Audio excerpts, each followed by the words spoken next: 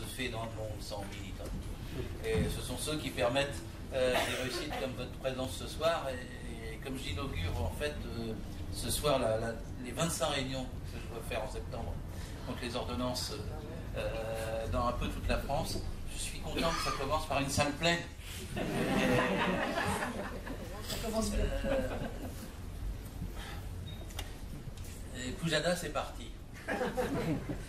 Et vous vous rappelez peut-être ce soir-là où il avait présenté le Code du travail au journal télévisé en début. Il l'avait présenté comme ça, et il avait dit 1,4 kg. Il fait 1,4 kg. Pour 6-7 millions de spectateurs qui regardaient, c'était extraordinairement agressif. C'est pas pour vous. Il fait 1,4 kg. Vous ne le lirez jamais. Il fait 1,4 kg. Ça ne vous est pas accessible, c'est trop gros. Ça n'est pas pour le commun des mortels. Il faut donc le diminuer, l'abaisser, le simplifier. Tout était dans le geste. Un début de journal télévisé en présentant le code de cette façon, c'était grossier, mais malheureusement efficace pour des millions de gens qui ne connaissent pas le droit du travail. Le droit du travail, c'est celui qui est le moins enseigné, le plus dénigré, le plus fraudé, le moins connu, le plus intime, le plus vital, le plus essentiel. Tout le monde en aura besoin, un jour ou l'autre. Même sans ouvrir toutes les pages, mais au moins le chapitre qui le concerne quand il a un problème dans son travail, dans sa branche, dans son métier, dans son entreprise. Quand je dis que c'est un droit intime, tout le monde a besoin à un moment donné de dire « je dois être respecté dans ma fonction de salarié ». Et la dignité est dans le droit du travail. Le Code du travail, c'est un indice du degré de développement d'une civilisation. Ce n'est pas un empêcheur de tourner en rond, un texte qui pèse trop lourd, qui est trop compliqué, dont on n'a pas besoin, qu'on devrait simplifier en permanence et dont on devrait finalement se débarrasser.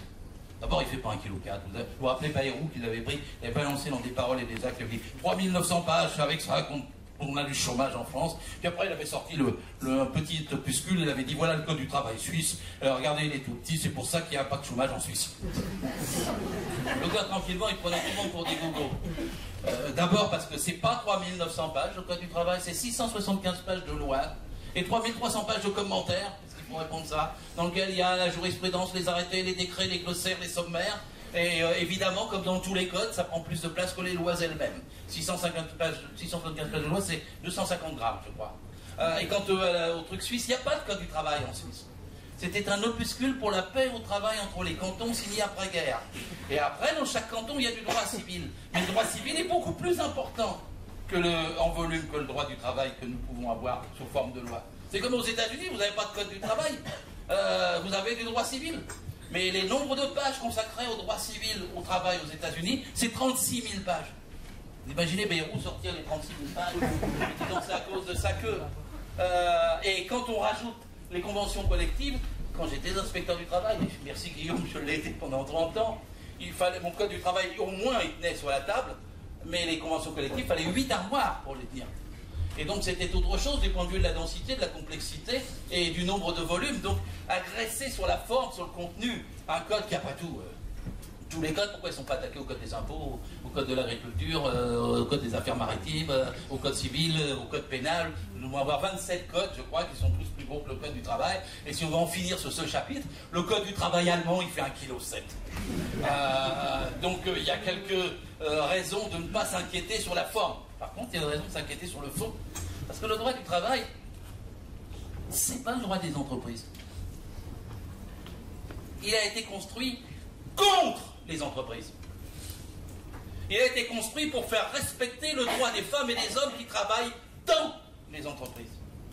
L'origine du Code du travail, en France, c'est la catastrophe de Courir. Enfin, pour remonter, le docteur Villermé, il ne faut jamais l'oublier, on est en 1840, le docteur Villermé fait une enquête sur les conditions physiques et morales des femmes, des enfants et des hommes qui travaillent dans les fabriques, comme on disait. Il les voit travailler 15 heures, 16 heures, 17 heures par jour, les femmes et les enfants mourir au travail, et il dit il faut travailler moins. Et l'histoire du Code du travail, en 170 ans, c'est l'histoire de la réduction du temps de travail et de la protection de la santé et de la vie humaine au travail.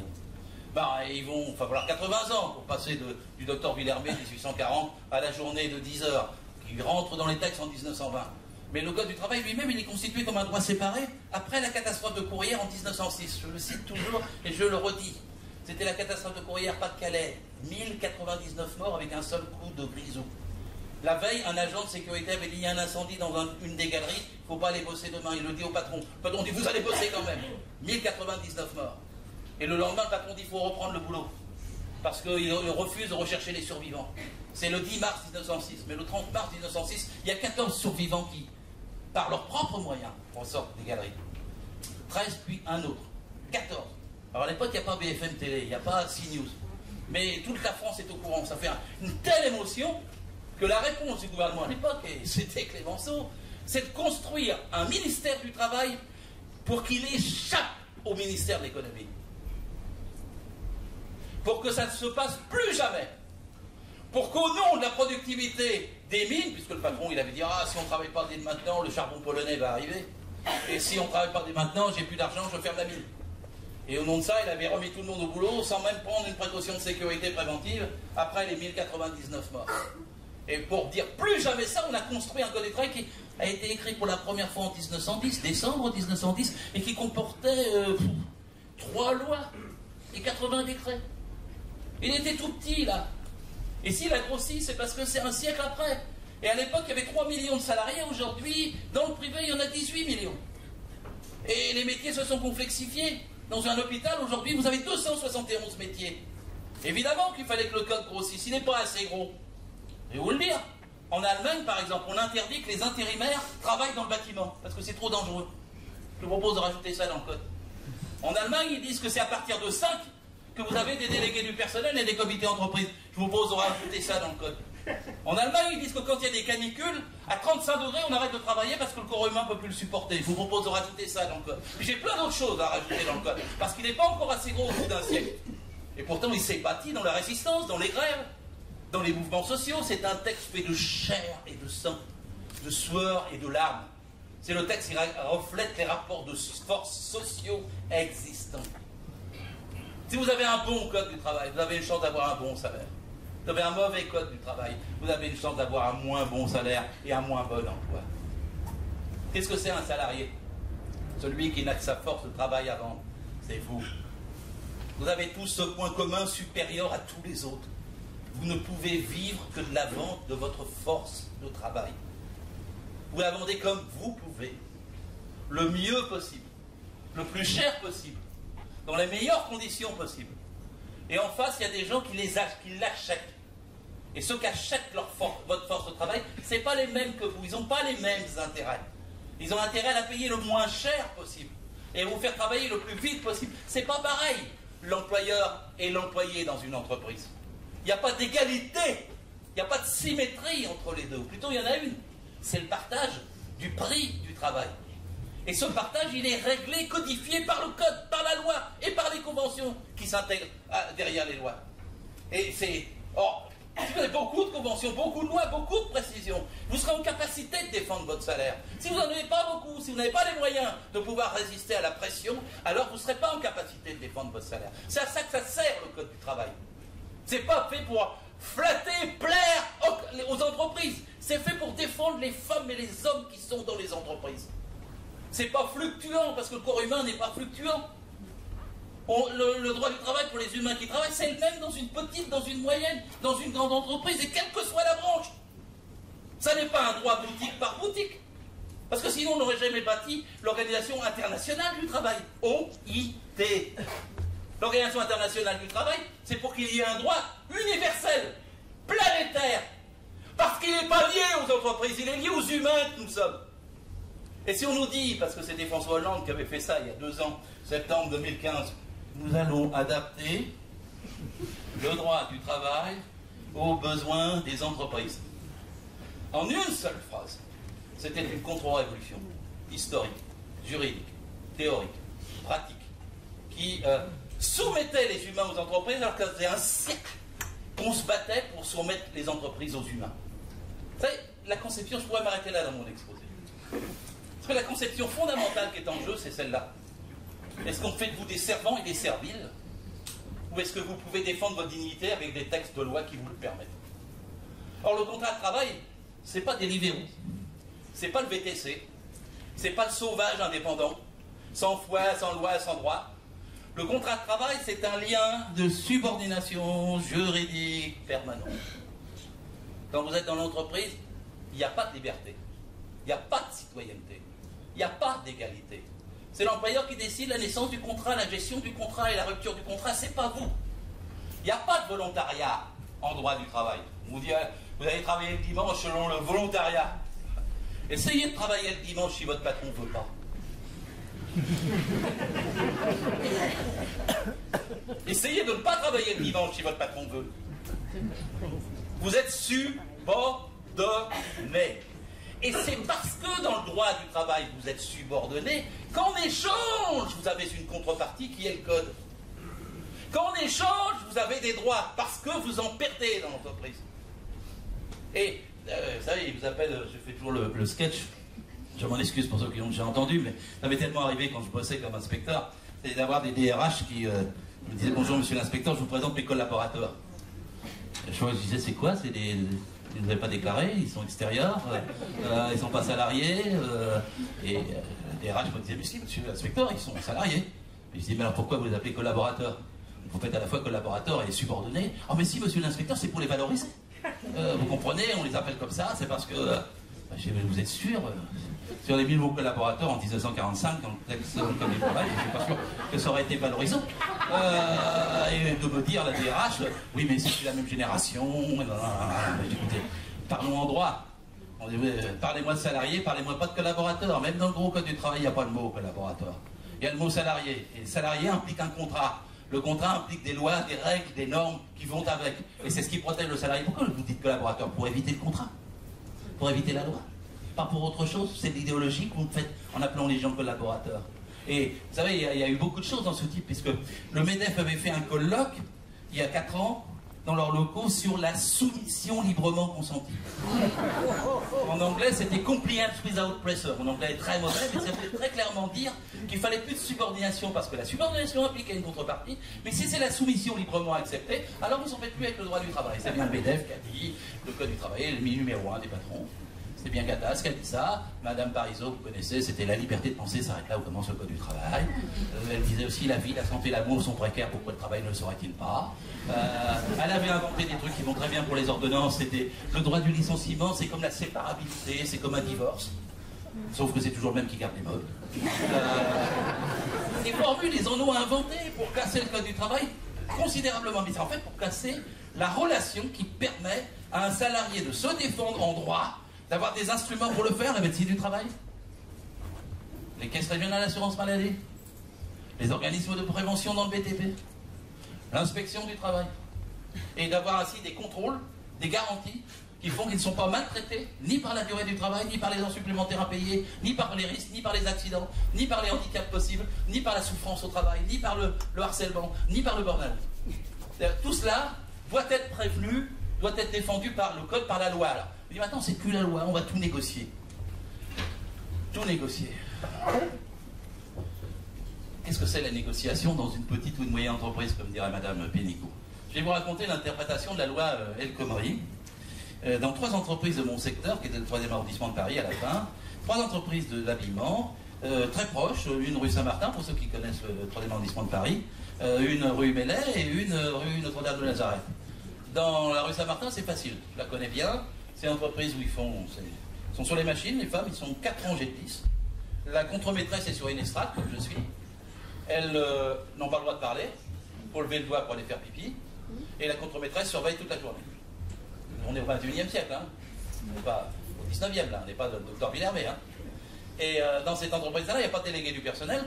Parce que quand j'ai voulu, comme inspecteur, demander des élections, le patron a dit si on a une qui se présente, je la vire. Et il a mis quand même des affiches, parce qu'il a dit c'est pour ce connard d'inspecteur du travail, je suis obligé de les organiser, mais je fais un constat de carence. Il avait décidé d'avance qu'il n'y en aurait pas. Et là, pour appliquer la loi El Khomri, le patron, c'est simple, il est monté sur l'estrade. Il a dit bonjour, nous allons passer les heures supplémentaires de 25% à 10%. Il y a quelqu'un qui est contre? Il n'y en a pas une qui a bouge. Pas une. Elles ont baissé le nez, elles ont besoin des heures sup, elles n'arrivent pas à s'en sortir de 100. Elles ont calculé dans leur tête combien il fallait en faire à 10%. Pour essayer de ne pas perdre sur celle qu'elle faisait à 25%. Et le patron, il a pris un bout de papier, il est allé à la direct au travail, il a dit, nous avons négocié dans les entreprises, ils sont tous pour 10%. Dans l'entreprise d'à côté, rue Mélès, c'est pas pareil, parce que le patron est plus sympa. Il y en a. Il y a plus d'empathie. Il a dit, je vais les garder à 25%. Bon, ça pourrait faire plus de marge, mais bon. Et puis ils ont du mal à s'en sortir, je les connais bien, ça fait longtemps que je les connais, ils bossent pour moi. Mais c'est le banquier qui arrive. Et le banquier dit, monsieur l'employeur, moi je suis banquier, ce qui m'intéresse dans les entreprises, c'est les marges qu'elles font. Et vous avez une entreprise, je ne veux pas vous la citer, à côté, là, de rue d'ici, ils font des marges beaucoup plus importantes. Et puis vous avez un découvert à la fin du trimestre. Et il va falloir que je vous aide, vous avez besoin que je vous aide. Mais moi je veux bien vous aider si vous vous aidez vous-même. Si vous prenez des mesures. Alors, le petit patron dit, mais lesquelles? Le patron dit, mais pourquoi vous ne passez pas les heures sup de 25 à 10%? Alors avant la loi El Khomri, le petit patron pouvait dire au banquier, je ne peux pas, c'est la loi. Mais là ce n'est plus la loi, ça se négocie. Par conséquent, il ne peut plus invoquer cet argument. Et le banquier lui dit, mais si vous ne passez pas à 10%, je ne vous aide pas à la fin du trimestre. Alors le petit patron va aller voir ses femmes qui travaillent, et va leur dire, je ne voulais pas, je voulais vous maintenir à 25%, mais je ne peux pas faire autrement, parce que sinon je mets la clé sous la porte. On est fermé à la fin du trimestre, il faut qu'on passe tous, vous passiez tous à 10%. Et ils vont passer à 10%. Et la troisième boîte, c'est une rue Notre-Dame de Nazareth. Ah, le patron, il en a que 15 des salariés, mais c'est un voyou, il triche avec tout, il a mis de procès-verbaux, il a des clandestins, il ne respecte pas les horaires, il s'en fout, de toute façon la loi il s'en fout, il le dit d'ailleurs, mais c'est son comptable qui va venir, et qui lui dit, regarde René, il y a marqué que les heures supplémentaires maintenant, elles peuvent être soit majorées, soit compensées. Compenser, qu'est-ce que ça veut dire? Ils fabriquent des blousons dans l'entreprise. Compenser, compenser. Et si on leur donnait 2 blousons à la fin du mois? Ils vont donner 2 blousons à la fin du mois pour compenser les heures supplémentaires qu'ils ne payent plus.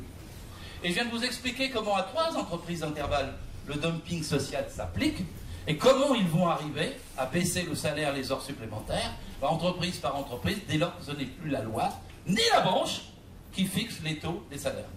Alors et maintenant, Mme Pénicaud, elle a inventé que la branche non plus n'allait plus fixer les primes de nuit, les primes du dimanche, le 13e mois, le 14e mois quand il y en a, les primes de salubrité, les primes de panier, les primes d'ancienneté, il y en a encore. Maintenant, c'est l'entreprise. Eh ben, ça va se passer pareil pour chaque prime. Ah, on avait une prime d'ancienneté, dira le petit patron de la rue Mellet, mais là je ne peux plus la payer maintenant. Et le banquier ne veut pas. Ben, on avait une prime du dimanche, mais Conforama dira ah oui, c'est vrai, je vous ai dit qu'on allait doubler le prix du dimanche. Mais ça, c'était avant. Parce qu'avant, mais c'est pas dans la loi. Vous rappelez-vous, c'était soumis à négociation. Et puis maintenant, il n'y a plus assez de clients, ils ne viennent pas le dimanche. Qu'est-ce que vous voulez qu'ils fassent? Alors je ne vous paye plus le dimanche double, parce que je ne suis pas obligé, et je n'ai pas moyen de faire autrement. Et on va, si on est moins de 50, passer un accord, négocier, pour que le dimanche ne soit plus doublé. Et qu'est-ce qui va se passer dans ces cas-là, dans les moins de 50? Alors les moins de 50, c'est extraordinaire. Ils ont osé nous dire que les ordonnances, c'est scélérates ordonnances. Ces maudites ordonnances. Des ordonnances agressives, méprisantes, humiliantes pour des millions de salariés. Ils ont osé dire que dans les moins de 50, maintenant, il n'y aurait même plus de délégués du personnel. Avant, ça commençait à 11. Alors je vous mets un peu dans la tête. Il y a en France 1 million d'entreprises de moins de 11, avec 4 200 000 personnes. Il y a 200 000 entreprises entre 11 et 1000. Et il y a une majorité écrasante d'entreprises de moins de 50. 97%. Il n'y a que 3% d'entreprises de plus de 50. Et dans les moins de 50, il y a la moitié des salariés. 50%. Dans les moins de 50, maintenant, il n'y aura plus les délégués qui pouvaient commencer à 11. C'est fini. Jusqu'à 20, le patron choisira son délégué.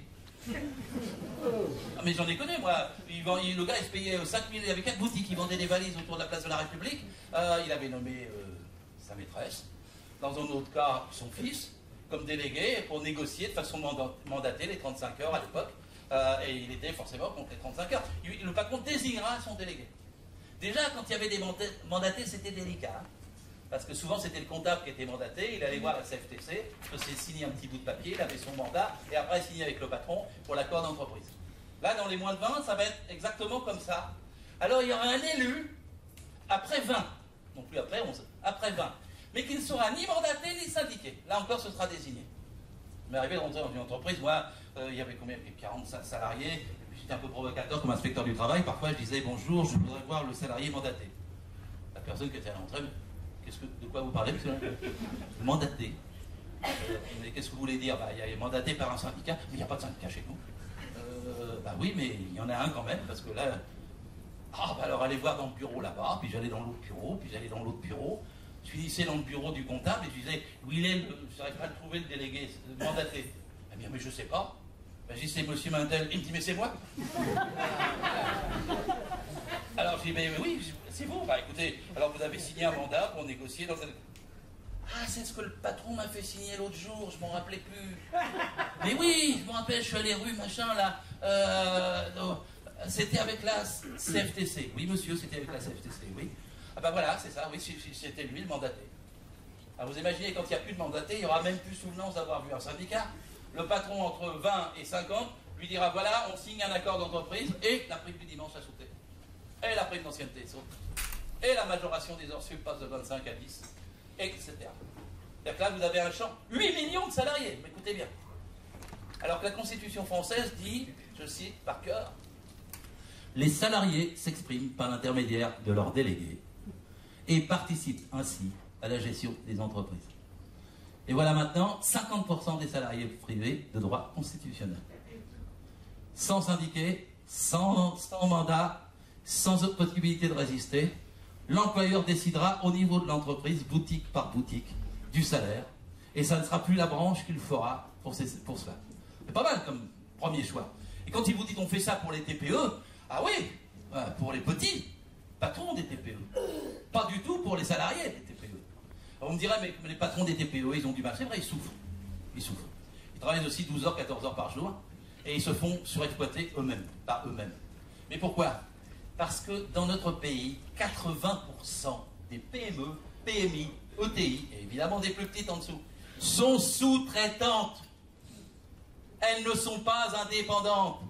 Et la moitié des entreprises de ce type n'ont qu'un seul donneur d'ordre qui décide de fermer ou pas la maison quand il veut. La France est dominée par 1000 entreprises. Si ce chiffre-là pouvait être connu et entendu, on saurait de quoi on parle quand on parle d'entreprise. Parce que Valls avait l'habitude de crier « Vive l'entreprise ». C'est comme crier « Vive les poissons ». Vous avez des requins et vous avez des sardines. Et les 1000 entreprises, c'est les requins. Parce que les 1000 entreprises, elles font 50% du produit intérieur brut. 50%. Et les autres, les 1 200 000, ils font le reste. Par sous-traitance, par capillarité. Si vous enlevez des droits aux salariés de la petite, puis de la moyenne et de l'entreprise de taille intermédiaire, vous permettez à la grosse de pomper, de siphonner. Quand elle passe le marché suivant, elle dit « Ah mais t'as reçu tes lettres de l'État, le CICE, ah mais maintenant tu peux passer les... comme le banquier, tu peux passer à les heures sup à 10%, ah mais maintenant pourquoi tu payes encore la prime d'ancienneté? Eh bien tu te débrouilles, disent-ils au patron sous-traitant, parce que moi je ne paye la passation de marché que à ce prix-là. » Et donc en vérité, c'est même pas le poterie et le moyen patron qui vont en profiter, c'est ceux d'en haut. La théorie de Macron, c'est qu'on donne de l'argent en haut, puis ça ruisselle. Ça ruisselle jamais. Et comme la fameuse parabole avec les verres, là, tombée en un verre, puis des pyramides de verre, puis on verse du champagne en haut, puis vous êtes au coin avec votre verre, puis vous essayez d'avoir la goutte. Vous n'avez jamais la goutte. Et d'ailleurs, c'est pas le but du système. Le vrai but du système, c'est que ça siphonne, ça pompe, c'est comme les chalets. Que ça aille d'en bas, et que les petites, les moyennes, les entreprises intermédiaires fournissent la plupart de ce que sont leurs marges bénéficiaires à celles d'en haut. Et ça a marché depuis la loi El Khomri. La France est le recordman de dividendes d'Europe. Elle arrive juste en deuxième position avec 40,6 milliards l'année dernière, derrière les États-Unis, loin devant l'Allemagne, loin devant la Grande-Bretagne. Si vous avez une explication à chercher quand on vous dit il y a plus de chômeurs en France qu'ailleurs, il faudrait comprendre pourquoi. C'est la faute au patronat français. C'est lui qui est plus rapace que les autres. C'est lui qui ne se contente pas de petites marges. C'est lui qui veut demander la casse du Code du travail. Personne ne l'a demandé en France, aucun syndicat, aucune force sociale. C'est tout le MEDEF, de A à Z, qui depuis 15 ans depuis qu'ils ont fait leur refondation entre 1999 et 2001, mènent la guerre non seulement contre les 35 heures, la durée du travail, le code du travail, mais que t'en passes d'obtenir totalement satisfaction aujourd'hui avec les ordonnances Macron. C'est uniquement lui qui est en bataille, et c'est lui qui ferme les entreprises. Alors maintenant, ils disent même plus que les ordonnances vont être contre le chômage. Ils prétendent même plus ça. Vous avez entendu Édouard Philippe, il a dit ça va peut-être pas être ça, pas tout de suite. Ils ont même inventé des éditorialistes maintenant qui parlent de création, de destruction, destruction créatrice. Il faut quand même le faire. D'ailleurs, Macron, il a dit je ne suis pas là pour défendre les jobs existants. Que vous soyez tous dehors avec vos boulots pourris pourvu que vous deveniez un jour une start-up. Le but, il est ça, c'est de faire une mutation en profondeur, de charrier, de licencier, de pouvoir virer, de pouvoir rendre malléable le salariat de ce pays pour augmenter la marge, pour pomper, pour siphonner. C'est pas une loi travail, ne l'appelez pas ordonnance travail, ne l'appelez pas loi travail, c'est une loi anti-travail. C'est une loi dividende. C'est pas une loi pour vous faire plaisir, c'est pas une loi pour vous faire de l'emploi, c'est pas une loi pour faciliter l'embauche. D'ailleurs, l'INSEE a fait une enquête très sérieuse en juin dernier. Une enquête auprès de 10 000 employeurs. C'est une grosse enquête. Est-ce que vous pensez que le code du travail gêne l'emploi? 88% des patrons interrogés sur 10 000 répondent non. Le code du travail ne gêne pas l'emploi. Jamais il a gêné l'emploi. Et jamais quand on a changé le code du travail, ça a fait de l'emploi. Je dirais même moi le contraire. Parce que si vous avez un code fort, un contrôle fort, des institutions représentatives du personnel, une inspection du travail forte, ça fera plus d'emplois. Je me rappelle encore ce contrôle de... La boîte s'appelait Métro Clair. C'est une boîte de nettoyage. J'étais dans le 2e arrondissement à cette époque-là, et la boîte, les salariés travaillaient à Nanterre le matin à 6h et à Montreuil le soir à 20h. Et moi, je ne pouvais pas les contrôler, j'avais droit juridiquement qu'à mon secteur. Il n'y a pas de délégué. Les deux gars, quand même pas, s'ils disent, monsieur l'inspecteur, on fait 250 heures par mois, ils ne nous les paient pas. Puis comment? Comment vous voulez que je le vérifie? Parce qu'un inspecteur du travail n'est pas un agent de police judiciaire, c'est un agent de constat. Il faut qu'il constate. Comment vous voulez que je fasse ça? Il me dit, j'ai un moyen. Et, la secrétaire du patron dans le bureau, elle tient un relevé réel de nos horaires. Alors si vous pouviez mettre la main dessus, alors, je dis, ben, comment je peux faire? Il dit, quand vous êtes dans le bureau du patron, vous êtes assis en face, c'est le tiroir à droite de la secrétaire. Et évidemment, quand j'arrive, je dis bonjour monsieur l'inspecteur, et je lui dis, je pose des questions, le registre du personnel, enfin tout ce qu'il faut faire. Et puis je lui dis, mais les horaires, vous avez des heures supplémentaires? Il me dit non, je n'ai pas d'heures supplémentaires. Je lui dis, bon, bah alors vous êtes obligé de me signer de la main du chef d'entreprise un papier avec les horaires réels. Ça c'était dans le passé parce que tout ça, ça s'ouvre. Mais il avait l'obligation. Et puis quand il a signé le papier, je prends quand même mon souffle, certains. Et puis je me lève, à sa grande surprise, je me dirige sur le bureau d'à côté, je tremble un peu parce que je ne suis pas sûr de mon coup. J'ouvre le tiroir et je trouve le registre.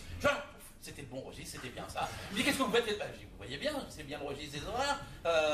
Qu'est-ce que vous a dit? Comment? Je passe par toutes les couleurs. Je dis, vous m'avez fait obstacle, vous m'avez menti. C'est un délit de ne pas payer les heures supplémentaires. Je dis, vous avez combien? 145 salariés? Il y a autant d'infractions multipliées par le nombre de salariés et d'infractions constatées. Le cas, le tiroir casse. Et alors, il me dit, faites pas de procès verbal. Je dis, comment je vais pas le faire? Il me dit, écoutez, j'embauche. Le gars, il a embauché 55 personnes pour garder les chantiers qu'il faisait avec des horaires légaux. Croyez-moi, en France, il y a 1 milliard d'heures supplémentaires qui ne sont pas payées, pas majorées, pas sur les feuilles de paye. C'est l'équivalent de 600 000 emplois. Vous voulez du travail? Moi, je vous en donne. Doublez le corps d'inspecteurs du travail. Faites respecter la loi aux inspecteurs délinquants, à ceux qui ne payent pas les heures supplémentaires.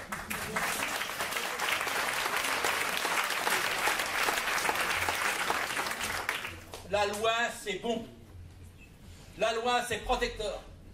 La loi, c'est pour les faibles qui n'ont pas de délégués, qui n'ont pas les moyens de se défendre, qui ne peuvent pas tenir tête à leur patron, qui ne peuvent pas faire respecter. Ah, tu restes ce soir, tu reviendras un peu plus tard demain. Oui, mais le soir, en principe, c'était pas prévu. Vous aviez quelque chose d'autre à faire. C'est pour ça qu'il y a une majoration pour les heures sup. Et si vous le faites le lendemain, il ne va pas vous laisser facilement plus une heure et quart pour une heure, sûrement pas. Et donc tout le monde sait ça, qu'il y a des heures supplémentaires par centaines de milliers qui sont impayées et pour lesquelles on ne peut pas se défendre, on ne peut pas rouspéter, parce que sinon on se fait taper dessus.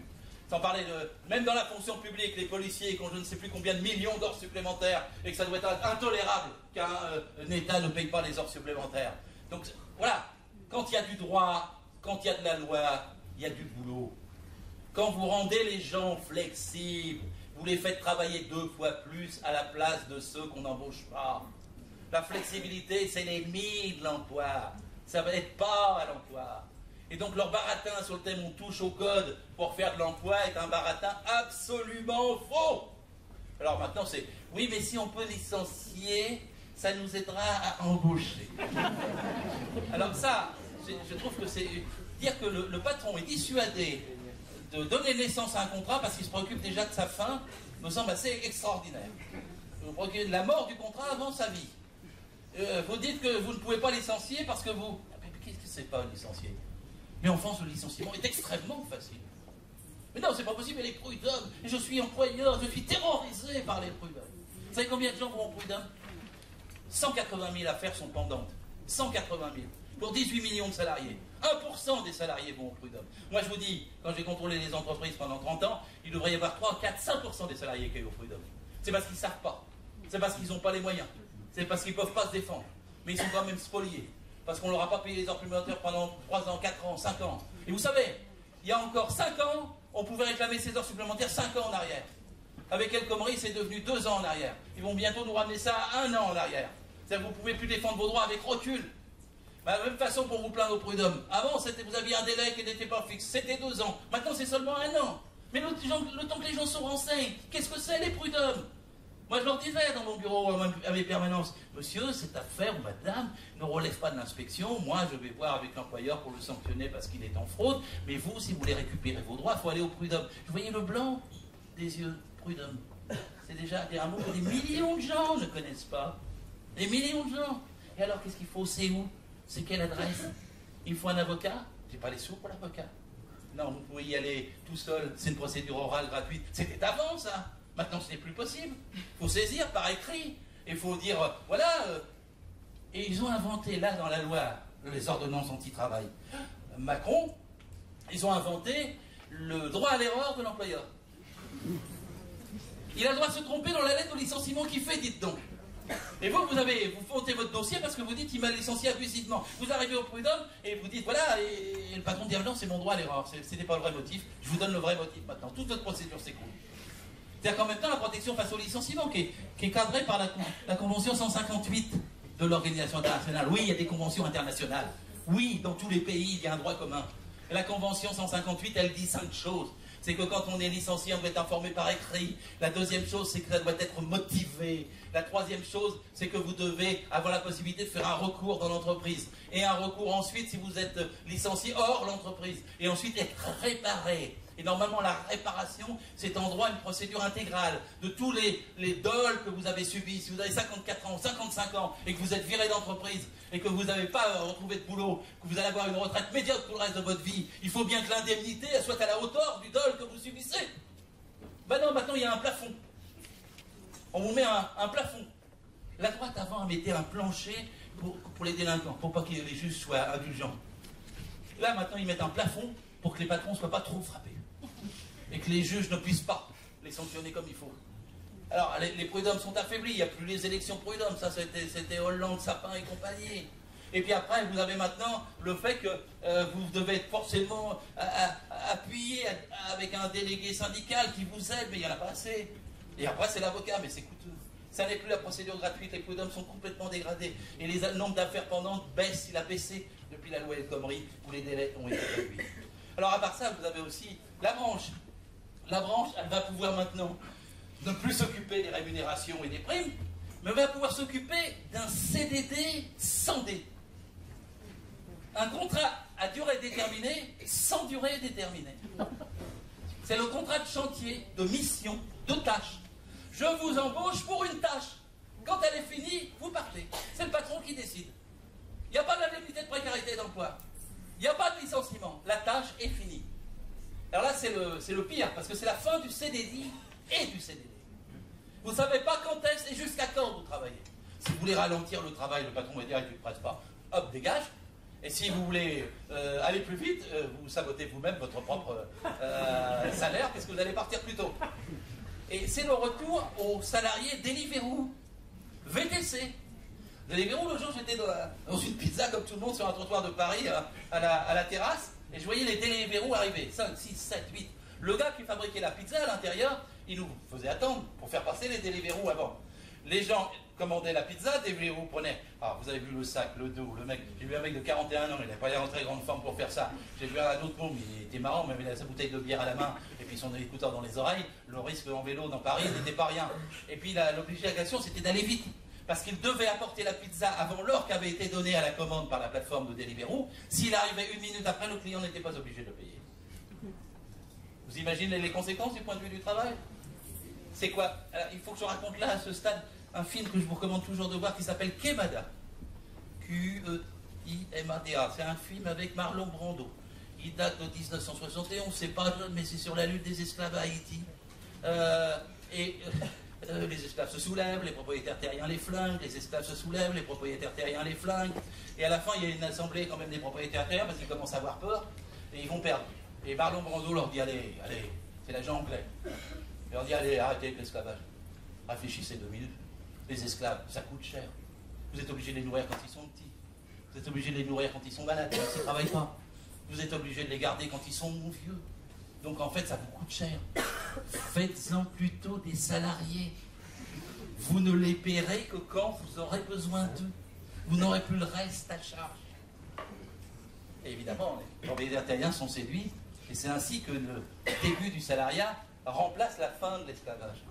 Macron ne veut pas nous faire revenir à l'esclavage. Ne dis pas ça.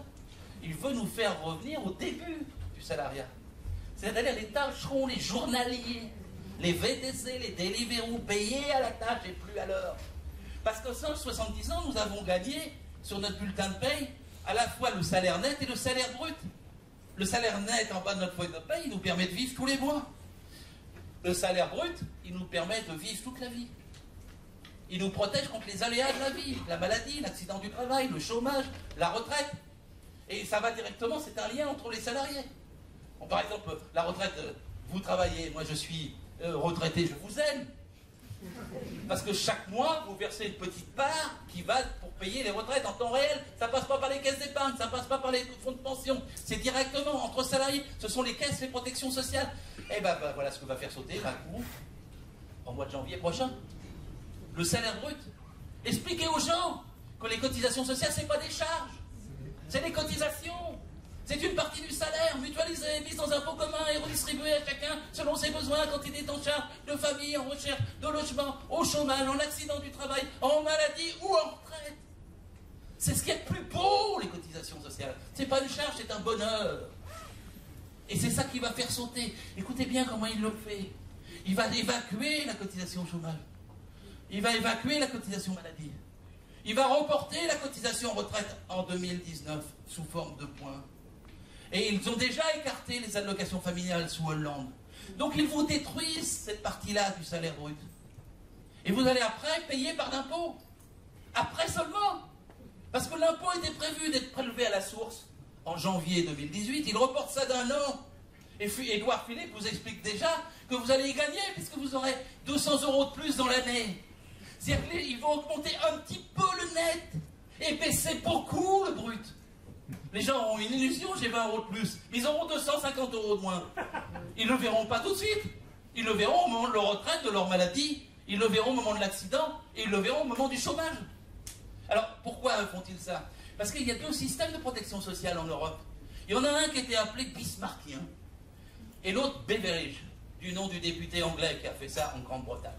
Le système bismarckien, il est que la cotisation sociale, la protection sociale, contre l'avis de Marlon Brando, elle est payée par le patron à la source avec votre salaire. C'est ce qu'on avait gagné en 170 ans depuis Quemada. Sur votre feuille de paye, le patron paye à la source votre protection sociale. Ça va être fini. C'est le plus grand gain que le patronat peut faire. Oh, ils n'ont pas commencé d'aujourd'hui. Ils ont voulu diminuer ce qu'ils appellent les charges à 1,2 fois le SMIC, 1,3 fois le SMIC, 1,6 fois le SMIC, 1,9 fois le SMIC. Là, ça sera pour tout. Tout va sauter. Et après, ce sera l'impôt, mais 1 an après, pour que vous soyez abusé, bien manipulé dans les bonnes taux. Et après, eh ben là, ça sera chaque majorité, chaque année, qui discutera. de ce que vous aurez comme part, votre protection sociale, ou comme part pour faire la guerre en Libye ou en Syrie. Parce que la particularité des cotisations, c'est qu'elles sont encore préaffectées. Écoutez bien ce mot, préaffectées. Vous avez 2 points, 2,5, c'est préaffecté pour la maladie. Vous avez 2,7, c'est préaffecté pour la retraite. Préaffecté, ça veut dire que ça ne peut pas servir à autre chose qu'à ce pourquoi c'est collecté. Ah, ils vous font peur, ils vous disent c'est des prélèvements obligatoires. C'est moche les prélèvements obligatoires. Mais non, les cotisations sociales, c'est un prélèvement volontaire.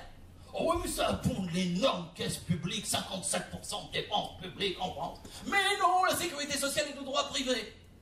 Ils vont étatiser un organisme de droit privé pour mieux faire plaisir aux actionnaires et au patronat.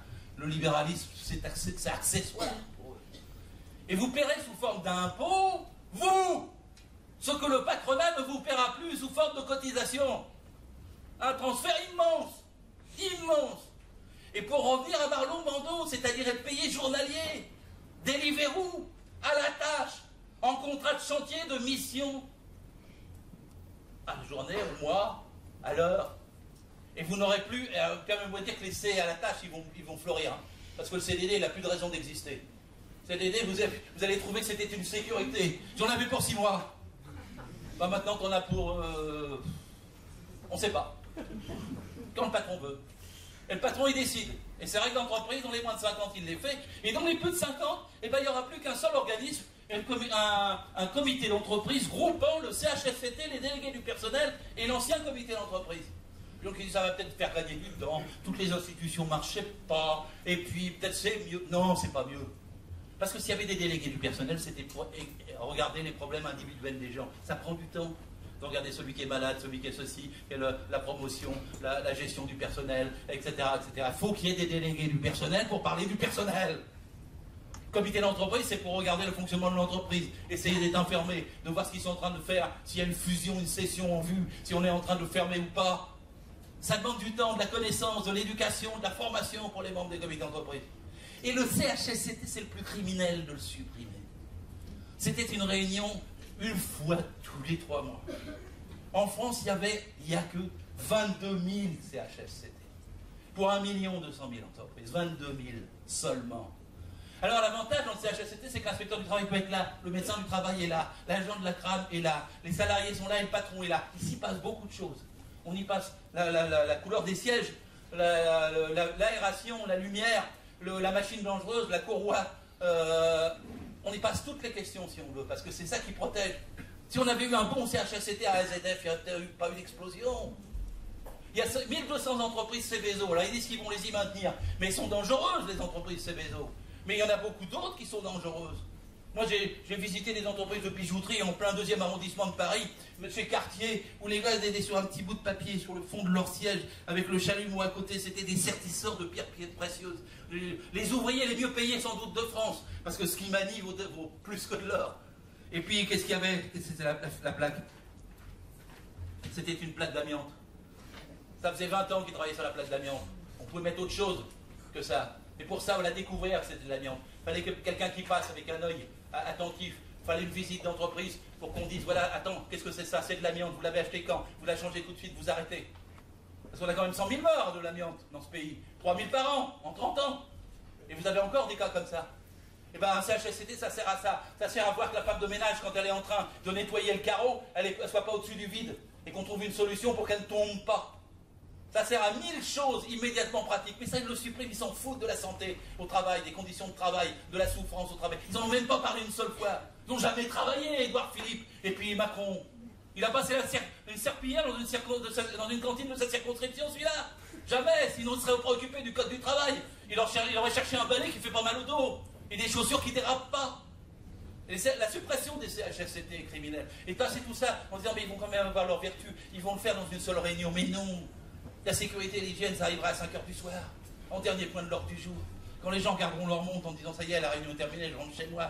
C'est pour ça qu'on avait fait les CHS à part. C'est pour que la question soit vraiment traitée. Parce que quand elle est dans une réunion commune, elle sautait toujours. Elle passait toujours à l'as. Et donc voilà le grand recul qui se passe dans les entreprises de plus de 50. Et pourtant, c'est elles qui vont bénéficier du pompage et de l'argent qui va être pris sur les petites, où il n'y aura plus de règles du tout. Est-ce que je vous en dis suffisamment sur le licenciement ? Non, parce qu'il y a quelque chose. Dans le petit livre qu'on a fait, déjà, on l'a fait, on ne s'est pas trompé. On l'a fait sur tous les points de la loi qui convoquait les ordonnances en juillet.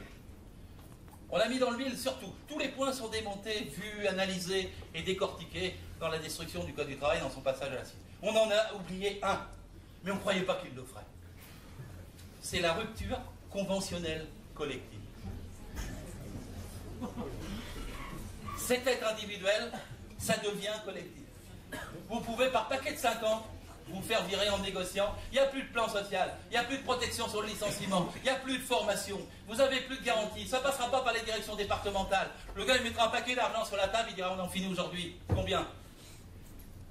Et vous jetez les gens dans la nature de cette façon-là. Paraît que c'est l'avenir, que le salariat est dépassé. Mais c'est pas vrai. 93% des actifs dans notre pays sont salariés. Il n'y a que 10% d'indépendants. 10% seulement de délibéraux, de médecins, d'agriculteurs, de commerçants, d'artisans, d'indépendants. Il va supprimer le RSI. C'est la seule mesure que je défends. Je suis pour la suppression du RSI parce que je suis pour que tout le monde soit la sécurité sociale. Une seule sécurité sociale, une seule cotisation, et pas de 1000 fois au-dessus de complémentaires, de prévoyance, d'assurance et de mutuelles. En France, on a 1100 mutuelles. Elles ont 25% de frais de gestion. Elles servent à faire moucher les chevaliers et Las Palais à la gare de l'Est, ou à vous faire des pubs après le journal télévisé sur la mutuelle machin. Ça coûte cher, c'est pas dans vos frais. Si vous avez une seule sécurité sociale, il n'y aura pas besoin de pub. On économisera parce que le coût de la sécurité sociale, c'est 5%, c'est pas 25% de frais de gestion. Donc je suis pour une grande sécurité sociale pour tout le monde. Et les indépendants qui rejoignent la sécurité sociale. Mais ça, c'est rapprocher le statut des indépendants des salariés. Ce n'est pas faire passer les salariés indépendants et des libéraux. Il faut être conséquent. Et 93% des actifs sont salariés. Nous sommes forts. Nous n'avons jamais été aussi nombreux. En 1945, en France, il n'y avait que 55% de salariés. Les indépendants étaient 45%. C'est pour ça qu'ils voulaient à l'époque ne pas s'affilier à la Sécu. Ils croyaient qu'elle ne tiendrait pas. C'est eux qui ont perdu. C'est les salariés de la Sécu qui ont gagné. Et maintenant, ils vont remettre ça en cause. Ils vont faire payer les indépendants par les salariés tout en affaiblissant la Sécu et en transformant en impôt. Macron, c'est la plus grande contre-révolution que vous pouvez avoir. Si quelqu'un a cru qu'il était du centre, enlevez la boue de vos yeux, s'il vous plaît. C'est Thatcher. On a annoncé souvent que le patronat français avait des remords de ne pas avoir pu faire Thatcher et Reagan en son temps. C'est ce que Macron va faire si on ne l'arrête pas. C'est ça qui est en jeu. Le salariat, il est puissant, il est nombreux. C'est lui qui produit les richesses, ne reçoit pas la part qu'il mérite, mais c'est lui qui maintenant doit se défendre. Il y a une obligation d'action. C'est encore pire que la loi El Khomri. Ils ont raison de le dire, bien que les matrices et les continuums soient les mêmes. Et en l'occurrence, on doit revenir à un code du travail digne de ce nom, qui protège les salariés des exigences patronales et des exigences de compétitivité. Ce sont les salariés bien formés, bien traités, bien payés qui produisent le plus. Il nous faut des salariés bien formés, bien traités, bien payés. Il ne nous faut pas des flexibles, des précaires, des marginaux et des loueurs de bras. Il nous faut avancer dans la civilisation. Il faut qu'il y ait plus de droits pour les institutions représentatives du personnel. Il faut qu'il y ait plus de CHSCT, pas moins.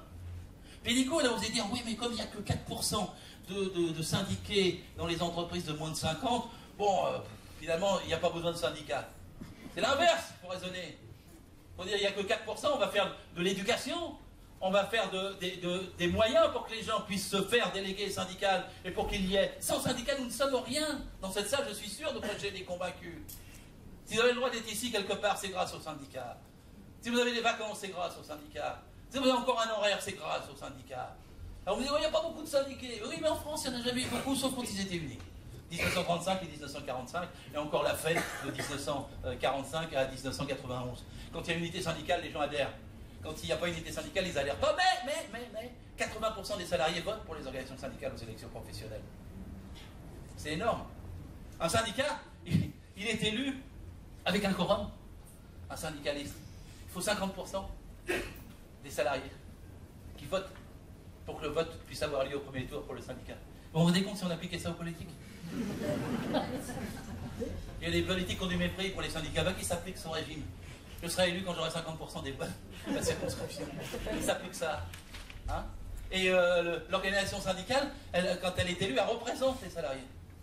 Mais le référendum qui va être accordé au patron, il est soumis à aucune condition, il n'y a aucun quorum.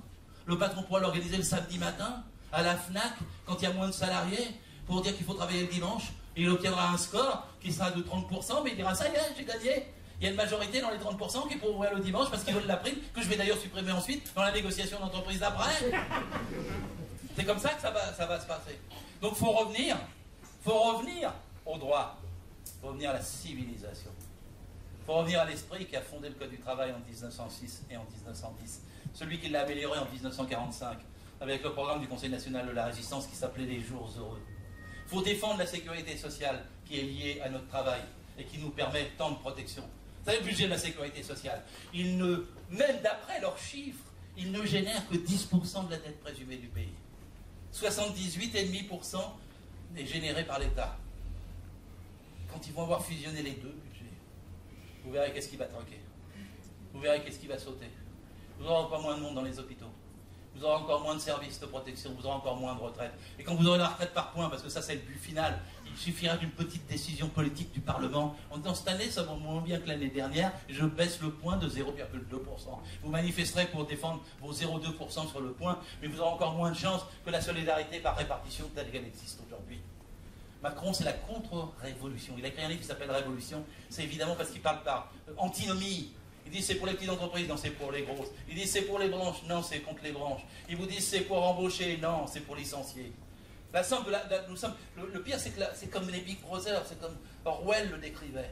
Ils vous mentent, ils vous mentent, ils vous mentent, ils vous mentent. Et il faut des meetings comme ça par centaines, par milliers, des manifestations pour battre TF1. Parce que sinon ça se terminera encore avec Lou Jadas qui vous dira, non ce ne sera plus lui, Anne-Sophie Lapix qui vous dira, ah le code du travail est plus court. Et on essaiera de vous faire croire que c'est dans votre intérêt, alors vous aurez perdu les possibilités de vous défendre, les possibilités de vous syndiquer, d'avoir des institutions représentatives du personnel, d'avoir moins d'accidents du travail. Oh, sur quoi je termine, puisqu'il faut que je termine. Sur les accidents du travail. Moi, je me souviens d'un mon il avait 22 ans. C'était la dernière enquête que j'ai eu à faire comme inspecteur du travail. Il était ascensoriste. C'était au Crédit Lyonnais, au cœur de Paris. Ils l'ont fait réparer l'ascenseur à toute vitesse.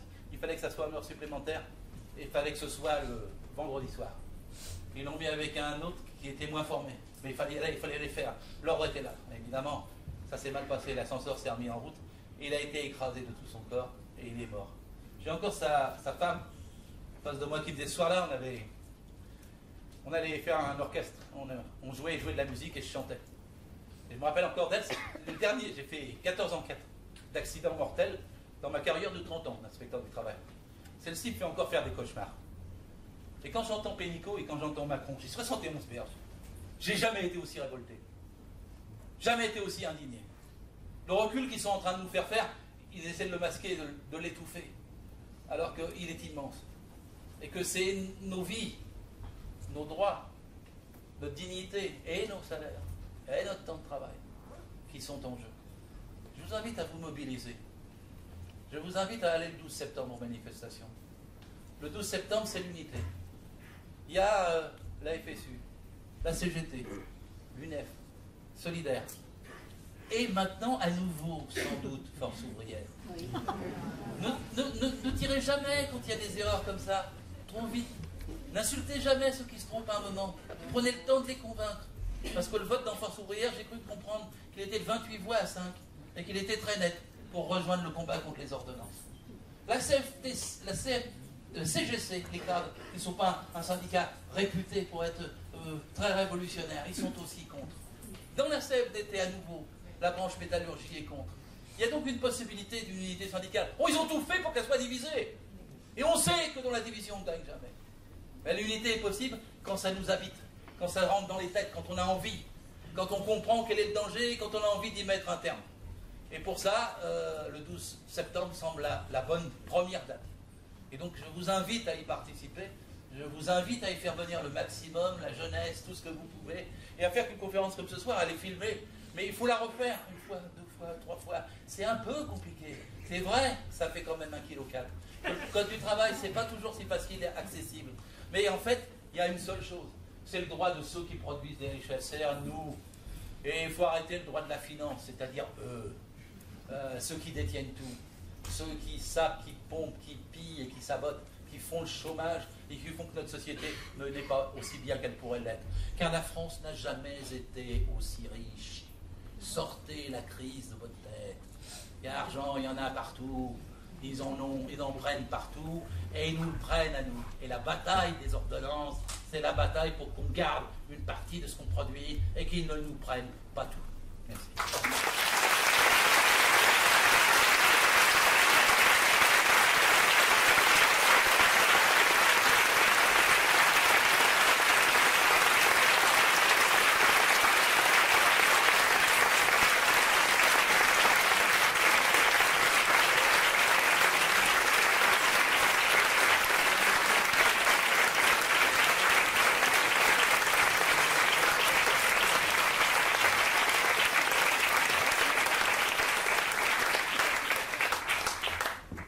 Merci beaucoup, Gérard Filoche. Du coup, maintenant, si vous voulez, on va faire un tour de questions. Benjamin a le micro. Du coup, on prend plusieurs questions et du coup, Gérard répondra à la fin. Voilà. Donc, levez la main, puis le micro ira vers vous.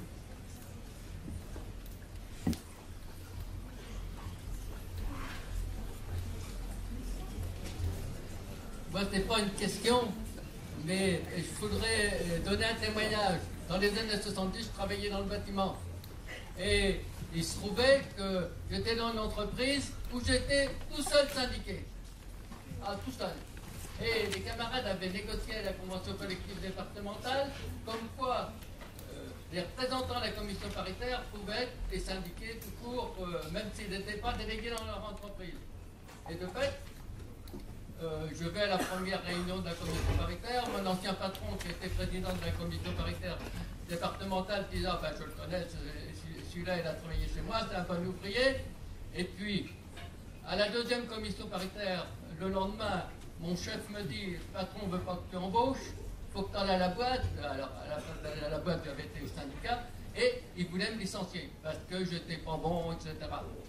Et voilà. Et il se trouve que le patronat français est anti-syndical depuis tout le temps. Parce que, qu'est-ce qu'il voulait, mon patron? Il ne voulait pas avoir de délégué du personnel dans sa boîte. C'était que ça.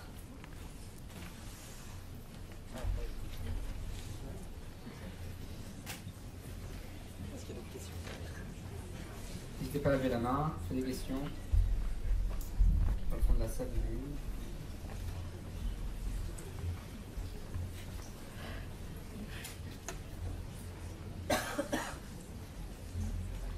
Bonsoir. D'abord, merci pour votre pertinence. Levez-vous, s'il vous plaît. Comment? Levez-vous, s'il vous plaît. Ok. Merci déjà pour votre pertinence et vos interventions. Je pense parler au nom de tout le monde pour dire que ce que vous avez dit ce soir est super important. Et merci pour votre pédagogie aussi. J'aurais plutôt deux questions à vous poser. La première, ce serait concernant l'emploi, puisque clairement les ordonnances et toutes ces lois qui essaient de faire passer, toutes ces contre-révolutions, ils essaient de les faire passer au nom de la bataille pour l'emploi. Parce que la bataille pour l'emploi, c'est pas un petit peu une bataille perdue d'avance, même si je sais qu'elle est très très réelle pour les gens et que les gens ont besoin d'argent pour vivre. Est-ce que c'est pas un peu notre enjeu, c'est aussi de leur dire que l'emploi c'est pas la vie et que c'est le travail qu'on veut et pas forcément l'emploi. Et l'autre chose, c'est que même si, comme vous dites, les gens ne vont pas tant que ça au prud'homme, on les rencontre, les gens qui y croient, qui croient que les gens vont au prud'homme, que ce soit des petits patrons, etc. Comment on fait pour les convaincre que, parce que la pédagogie n'est pas toujours suffisante, pour les convaincre que les prud'hommes, c'est pas si souvent et c'est pas si dangereux. Merci.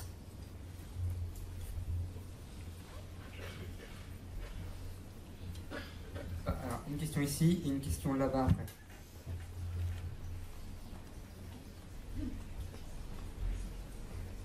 On va lever la main.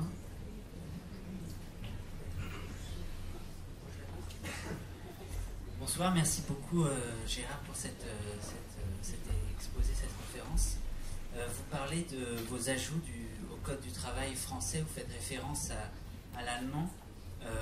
Est-ce que plutôt que nous modeler sur ce qui existe, est-ce qu'on ne ferait pas mieux de nous battre pour des avancées sociales en dehors du champ de l'emploi tel que le revenu inconditionnel qu'il soit sous sa forme plus radicale telle que le réseau salarial présente, c'est-à-dire à 1 500 € par mois sur une échelle de 1 à 4, revenu inconditionnel, c'est-à-dire qu'il n'y a pas à se vendre sur le marché du travail, donc on n'est plus des salariés tels que la définition que vous donnez, avec la définition que vous donnez.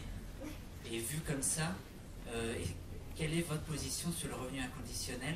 À Nantes, il y a une antenne du Mouvement français pour un revenu de base qui est active, et notamment François qui filme ce soir en fait partie. Quelle approche vous avez de ce mouvement et de cette conquête sociale qui en est peut-être pas une, parce que peut-être pour vous tout passe par l'emploi, le travail, et du coup voilà, une question Alors, au passage, Attaque 44 organise en novembre un débat sur salaire à vie et revenu de base, souvent avec deux personnes différentes sur les mêmes sujets en fait. Et une personne par là-bas.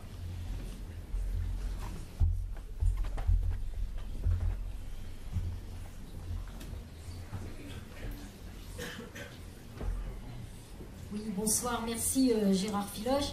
Moi j'ai une question très personnelle à te poser, enfin je crois qu'on peut se tutoyer. Moi aussi je suis militante, mais tu vois, je suis restée fidèle à mes idées révolutionnaires, communistes. Je milite à Lutte ouvrière. Contrairement à toi, je voudrais te poser la question, pourquoi tu as quitté une organisation révolutionnaire qui combattait pour le communisme, pour renverser le capitalisme, changer la société, et pourquoi tu as adhéré au PS, et je crois que tu es encore militant au Parti Socialiste. Alors ça, vraiment, avec tout ce que tu nous as dit ce soir, sur les lois Macron, qui viennent directement des lois El Khomri, elles-mêmes impulsées par Hollande, et elles-mêmes aussi impulsées bien avant par tous les gouvernements qui se sont succédés. Alors voilà, ça c'est ma première question, parce que bon, tu nous as dit des choses très très justes, effectivement, il faudra se battre. Alors là, on est tous d'accord là-dessus. Le 12, il faut qu'on soit massivement dans la rue. Je crois que c'est le début. Macron, finalement, il est en train de mettre tout le monde contre lui. Enfin, il continue, des jeunes aux vieux, je crois que, et aux salariés. Je crois que si ça continue, effectivement, tout le monde va être en colère. Et ça peut être le début d'une bagarre qui peut démarrer peut-être le 12 et se prolonger, on verra bien. Mais effectivement, il faudra s'organiser. Il faut que la classe ouvrière, elle relève la tête.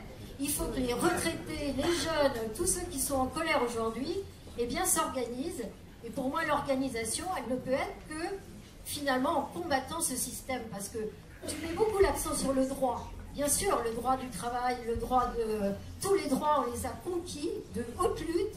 Et c'est pas seulement les syndicats, moi je dirais, c'est les luttes des travailleurs avec les syndicats, je suis d'accord, des fois contre eux, comme en 68, hein, n'oublions pas que ça a démarré par des jeunes et qui, au départ, n'ont pas eu l'assentiment du tout de la CGT, enfin on s'en souvient, moi je connais aussi l'histoire, donc voilà, il faudra, le problème il est là, soit on essaye d'améliorer ce capitalisme, hein, de le combattre, mais de penser qu'il a encore un avenir, qu'on peut l'améliorer, ou alors on pense qu'il n'a plus d'avenir, que c'est une société qui est à bout de souffle, qui nous prépare peut-être demain la 3e guerre mondiale avec tout ce qui se passe dans le monde.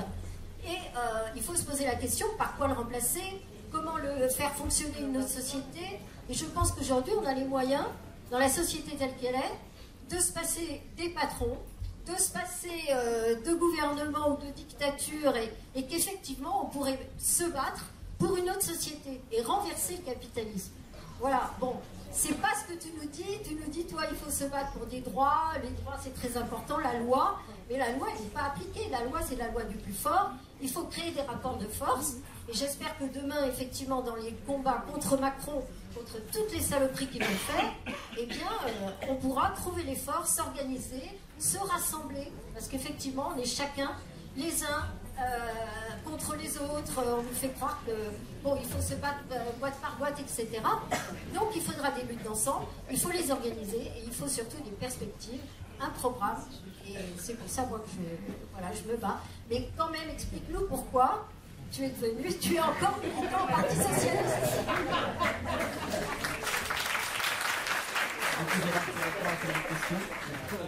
Non, mais quand c'est là, du coup, on fera après un autre tour en fonction du temps qui nous reste.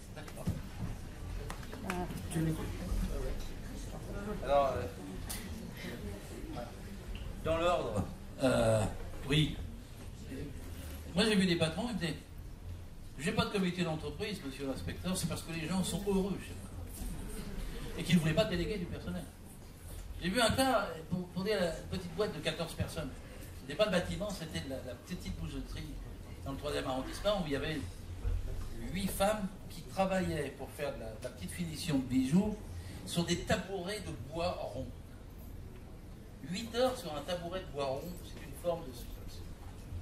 Alors elles ont fait une pétition pour avoir un fauteuil, enfin un siège, avec un couloir et si possible 5 roues pour pouvoir se tourner et ne plus être assis sur le tabouret de bois rond. Le patron s'est entré dans une colère folle. Comment une pétition chez moi? Jamais! Je suis un ancien ouvrier, il n'y en aura pas, je ne peux pas le déléguer. Il a fallu que j'y aille 4 fois comme inspecteur pour dire vous êtes obligé, son comptable dit vous devriez quand même parce que c'est entrave, vous allez avoir des difficultés. Il a fini par, au bout de 4 mois, par faire des élections, parce que des élections, ça permettait à 2 d'entre elles de pouvoir résister et de négocier dans des conditions où elles étaient défendues par l'organisation syndicale. Et 4 mois. 4 mois.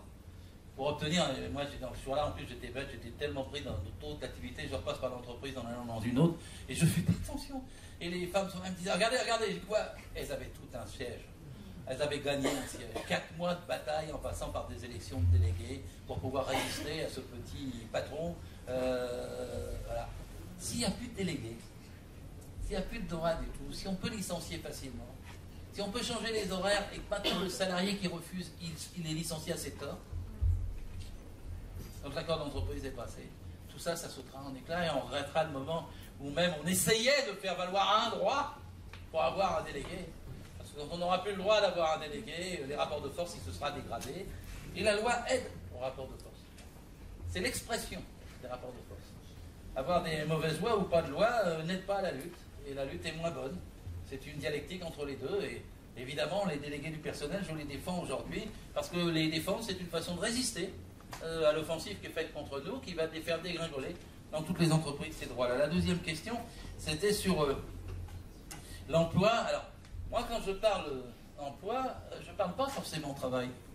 D'ailleurs, la Constitution française, elle parle d'emploi. C'est d'avoir une fonction sociale. Et en échange de cette fonction sociale, d'avoir un salaire, quelque chose qui permet de vivre décemment. Là, c'est les termes exacts. Mais l'emploi, ça peut être artiste, ça peut être s'occuper d'une personne âgée, ou ça peut être effectivement être un chercheur dans un laboratoire. C'est du travail. Le travail indique déjà l'achat, la souffrance, l'exploitation. Parce que l'entreprise est un lieu d'exploitation. Un jour, je crois que c'est Cazeneuve, il m'avait dit non, Philoche et Radotte, c'est plus un lieu d'exploitation comme dans le passé. Ah bon, c'est quoi? C'est un dancing, l'entreprise? Là, pour faire la salsa. Non, évidemment, c'est un lieu d'exploitation. Et d'ailleurs, une entreprise qui n'exploite pas, elle meurt. C'est des petits patrons qui me disent ah, tu me traites d'exploiteur. Je t'insulte pas. C'est la norme. Si tu n'exploites pas, ton entreprise est finie. La question, c'est que dans quel terme ça se passe et comment tu incarnes le rapport de force entre celui qui est exploité et l'exploiteur et combien ça vaut et dans quelles conditions, je l'ai dit toute la soirée. Alors l'emploi, le travail et l'emploi, les deux, il y en a pour tout le monde. Le travail n'est pas fini. Ce qu'ils nous disent là-dedans, c'est pour vous faire percer les chaînes. Le travail, c'est une comète en expansion infinie pourvu qu'on le répartisse. Ah oui, là, j'ai parlé de répartition du temps de travail. Mais dans toute société, le travail est partagé. Le partage du travail existe partout. Aujourd'hui, il existe. Il y a 6 millions de chômeurs, il y a 6 millions de personnes qui travaillent 60 heures. C'est une forme de partage. Sauvage. Mais c'est une forme de partage. Quand je parle de civilisation, je veux dire qu'il faut 32 heures. Et c'est une autre forme de partage. Il y a des gens qui disent « Oh non, je veux bien partager le travail, mais pas le mien. Le mien est irremplaçable, je suis un cadre supérieur, je ne veux pas partager. » Enfin, les cimetières sont remplis de cadres supérieurs qui ne voulaient pas partager leur travail. Ils se partagent nécessairement. Et le partage du travail, c'est ce qui permet à la société de fonctionner, aux salariés, de pouvoir se répartir les richesses qu'ils produisent. Et moi, quand je défends 32 heures, si nous avons 6 millions de chômeurs, c'est parce que nous sommes en retard dans la répartition du temps de travail. Parce qu'un jour, ça sera 28 heures, et un jour, 24 heures, et un jour moins. Alors, la Fargue, le Jean de Marx, il disait 3 heures par jour pour toute l'humanité, et le soir, on ira au théâtre. Je dis que c'est ça la perspective. Et je pense plus à ça qu'à un revenu universel dégagé des contraintes d'une activité, soit artistique, soit productrice, ce que vous voulez, mais qui est une activité qui insère la personne dans la société, dans un collectif d'ensemble, si possible socialisé. Et c'est pour ça que je défends le salaire pour tous. Si vous me demandez de quelle philosophie, je n'ai pas le temps de développer, invitez-moi un jour avec Bernard Friot. Il a l'habitude de dire que moi je fais le recto, lui il fait le verso quand on parle ensemble. Mais vous avez une forme d'organisation sociale sur le partage de l'emploi avec le minimum d'exploitation et qui permet à chacun de s'épanouir en ayant le salaire qui correspond au niveau de société qui peut exister, de développement qui est le sien. Et je répondrai plutôt ça sur la question du revenu universel. Le reste, je suis très sceptique parce que si c'est pour me dire qu'on accepterait des gens qui ne travaillent pas, c'est-à-dire à volant de chômage, etc., ça c'est ce que veut Attali. Un nombre de salariés extrêmement restreint, il dit à la fin, seule l'élite sera salariée. Et les autres auront le droit de promener les chiens du salarié. Ils passeront une fois le matin, une fois le midi, une fois l'après-midi pour promener le chien. Ils auront une petite aumône, mais ils ne seront pas salariés, ils auront un emploi. Moi, je ne suis pas pour cette société-là. Je suis pour une société où tout le monde ait le même statut. Et là, c'est au statut que s'attaque Macron. Il l'a dit, je suis pour une société sans statut. Il y a des gens libertaires qui disent c'est très bien. C'est pas du tout ça qu'il entend. Sans statut, sans règles. C'est les libertariens. C'est une secte américaine. C'est la droite du parti républicain. C'est ceux qui font l'entreprise DS. Et seule l'entreprise régit la vie, aucune autre règle. Ils paraissent comme ça, mais c'était très redoutable de ne pas avoir de statut. Je le dis parce qu'aujourd'hui on se mobilise pour défendre le statut du salarié dans le droit privé avec le code du travail. Mais il y a des fonctionnaires dans la salle, si vous croyez que vous n'êtes pas concernés, enlevez aussi la boue des yeux, hein, parce que c'est votre tour aussitôt après. Le statut de la fonction publique, il va sauter de la même façon, ils font toujours ça en 2 étapes, c'est comme pour les retraites, une fois le privé, une fois le public. Et après ils alignent le public, regardez, on l'a fait dans le privé, pourquoi pas vous, vous êtes des privilégiés. Et donc le statut de la fonction publique sautera de la même façon que le statut. Moi je suis pour une société avec des statuts, je suis pour des lois, je suis pour qu'elles expriment les rapports de force, je suis pour un partage, je suis un partageux. Je suis pour le partage du travail, je suis pour que les salaires augmentent et que les dividendes baissent. En gros, c'est mon programme immédiat pour arriver à la révolution socialiste que je défends toujours. Je suis un socialiste très original, mais je défends la révolution socialiste, bien sûr. Je suis plutôt dans la tradition de Jaurès, et je passe dans celle de Hollande que j'ai combattu pied à pied pendant 5 ans, depuis l'ANI, l'accord national interprofessionnel du 11 janvier 2013 et la loi Sapin du 14 juin 2013, depuis la loi Rebsamen du 9 août 2015, et la loi Macron numéro 1, avant qu'il fasse la numéro 2, et avant qu'El Khomri passe par là. Parce que là, tout ça, c'est ce que nous ne voulons pas. Ça n'a rien à voir avec le socialisme. Ça n'a rien à voir avec les promesses faites. Ça n'a rien à voir avec la gauche. La gauche, c'est le salariat. La gauche, c'est nous. La gauche, elle est diverse, elle est plurielle. Elle ne peut pas être représentée par un seul parti. Il y a les syndicats, il y a les associations, il y a les partis. Il faut l'unir. Il faut trouver ce qu'il y a de point commun. Chacun a le droit de penser ce qu'il veut. Mais il faut trouver ce qu'il y a de point commun. Il faut trouver la force commune, l'intérêt commun. Et c'est ça qui permettra de marcher à une société socialiste. Et marcher à une société socialiste, c'est répondre sur le partage du travail. Et je l'ai dit, passer par 32 heures. Les prud'hommes, oui, ils détruisent les prud'hommes, et c'est une ligne de défense, maintenant devenue fragile, mais qu'il faut essayer de consolider. Il n'y a plus d'élection prud'hommes, sinon il y avait quand même 35% de gens qui votaient. Et puis il faut essayer d'aider tous ceux qui y vont, et ceux qui n'y vont pas y aller. Pour faire de l'information, c'est aussi le travail des syndicats. Chers camarades de lutte ouvrière, mais chacun milite où il veut. La question, c'est le fond de ce qu'on défend. Et je n'ai aucune gêne à défendre. Et chacun a à convaincre. Moi, je veux bien, je sais que j'ai un pari en étant au Parti socialiste, donc on me dit c'est de plus en plus impossible, je finis un peu par le croire. Mais c'est un pari auquel je ne peux pas renoncer tant que ça ne sera pas clair que je ne peux pas y arriver. Je rêve d'être Jérémy Corbyn en France, c'est comme ça. Il a gagné le Labour Party, et le Labour Party est passé de 0 à 600 000 membres. Et c'est vrai que j'étais pas à l'aise, c'est vrai, quand je me disais je suis dans un cercle de 7, 8, 10 personnes, et comment je peux faire pour parler à 1 million de personnes, et que je suis préoccupé par parler à 1 million de personnes, et à dire à ces millions de personnes, voilà vos points communs, comment on peut faire ensemble, comment on peut agir. C'est vrai que c'est ma préoccupation, je me trompe peut-être. Mais c'est le choix que j'ai fait comme militant, je le répète, plutôt Jaurès que Hollande, je parle pas de Valls. Et je suis plutôt pour changer ce parti, sinon il mourra. Il il est déjà dans un état de mort clinique avancé.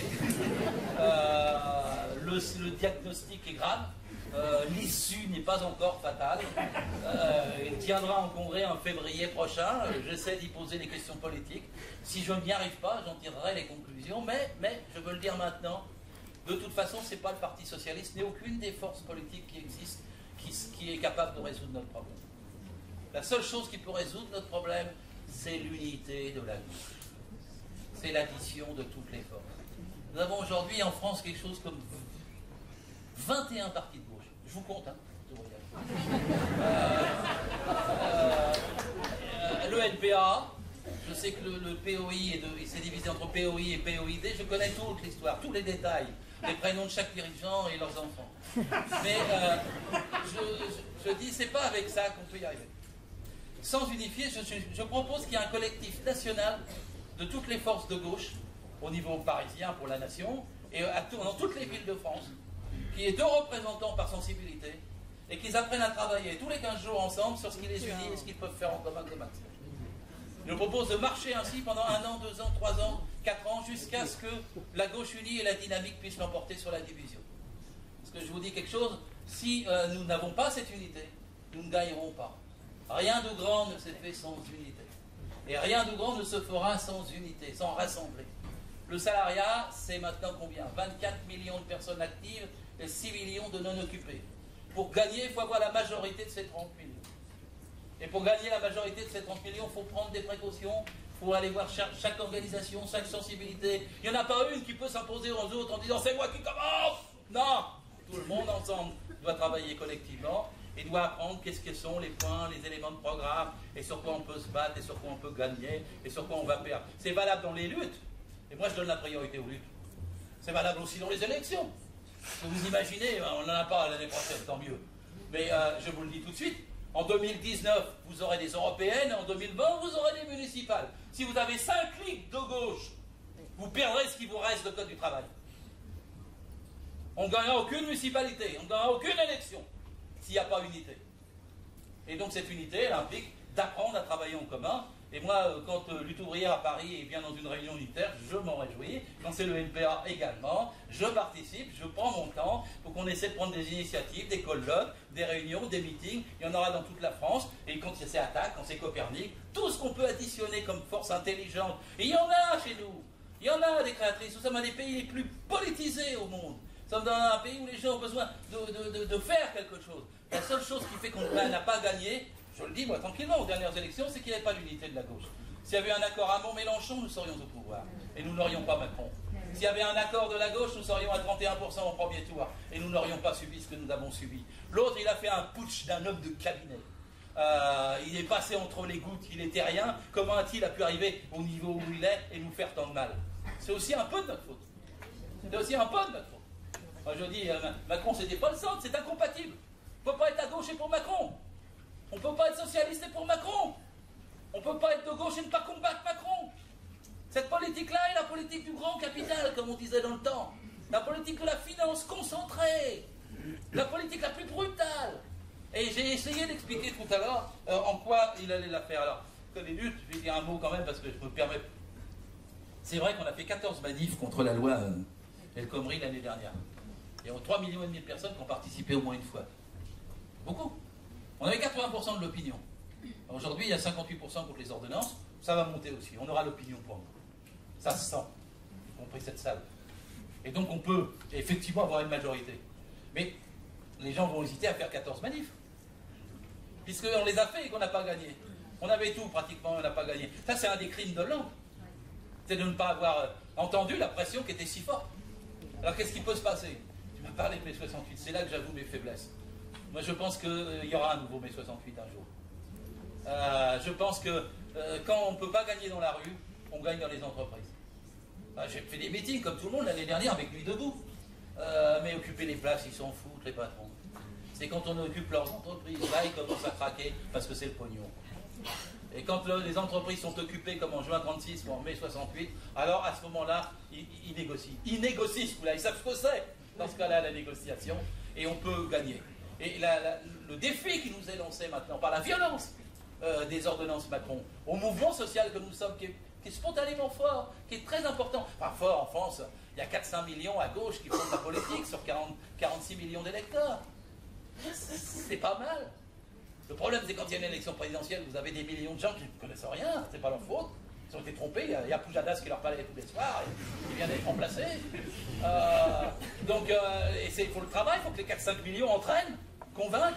Et c'est des moments donnés comme ça où, vous savez que t'as raison, hein, le mai 68 n'est pas commencé sur ordre des syndicats.